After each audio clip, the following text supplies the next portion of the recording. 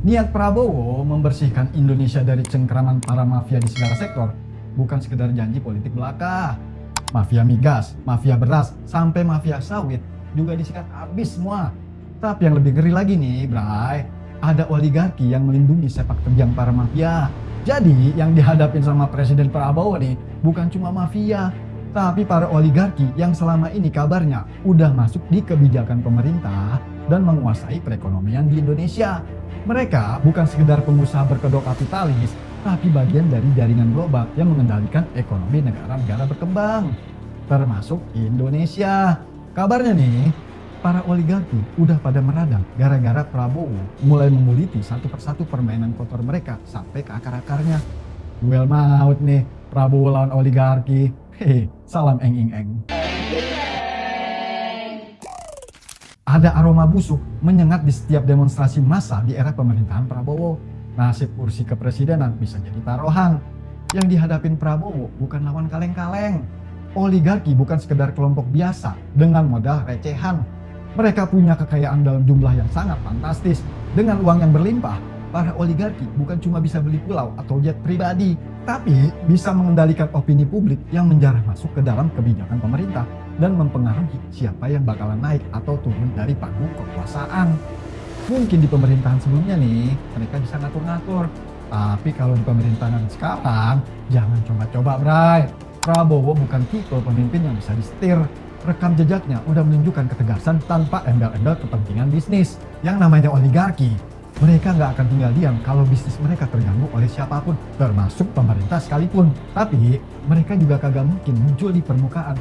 Mereka biasanya beraksi di balik layar, menebar isu miring di media sosial, menggiring propaganda, sampai merancang skenario buat melemahkan pemerintahan Prabowo. Tapi jangan lupa, Prabowo bukan pemain baru di perpolitikan. Ini bukan sekedar persaingan politik, tapi pertarungan antara kejujuran melawan keserakahan. Mereka bisa aja menggiring opini kalau seorang presiden bisa dijatuhkan kalau mengganggu kepentingan bisnis mereka. Ini bukan cuma soal kekuasaan, tapi harga diri bangsa yang dipertaruhkan.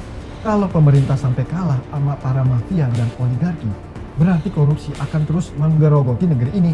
Bukan cuma uang negara yang dirampok, masa depan rakyat bakal dibikin bobrok. Masyarakat harusnya sadar, ini bukan cuma duel Prabowo melawan para oligarki, tapi duel antara keadilan melawan korupsi. Prabowo harus terus melangkah, dan rakyat jangan mudah diadu domba. Jika rakyat bersatu, para mafia tidak akan lagi bersembunyi di balik kekayaan para oligarki. Oligarki bukan oligardan, Bray.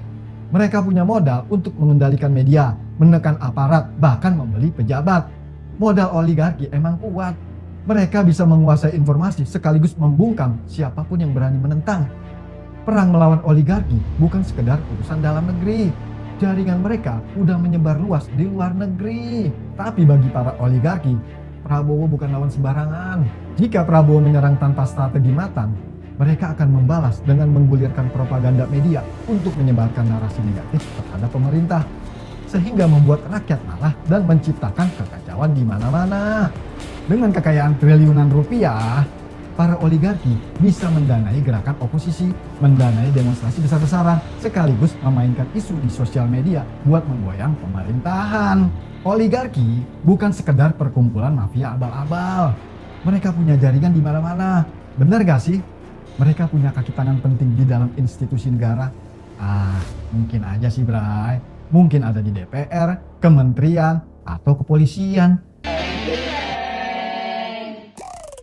Buat melawan oligarki, Presiden Prabowo butuh dukungan rakyat, penegak hukum yang kuat, termasuk aparat yang bersih dan tidak bisa disuap.